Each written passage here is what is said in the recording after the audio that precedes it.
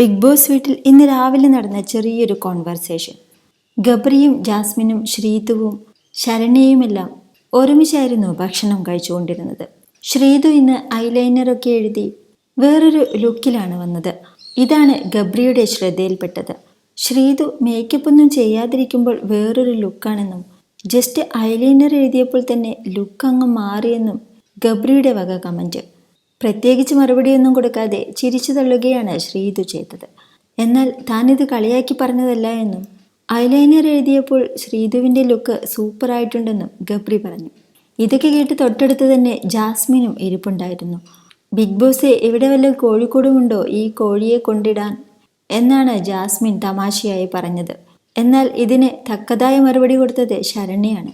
ഈ പരിപ്പൊന്നും ശ്രീതുവിൻ്റെ അടുത്ത് വേവില്ല എന്നാണ് ശരണ്യയുടെ മറുപടി. ഇതിലൊന്നും വീഴുന്ന ആളെയല്ല ശ്രീതു. എന്നാൽ ഇതിനൊന്നും പ്രത്യേകിച്ചൊരു മറുപടിയും കൊടുക്കാതെ ചിരിച്ചു തള്ളുക മാത്രമാണ് ശ്രീതു ചെയ്തത്.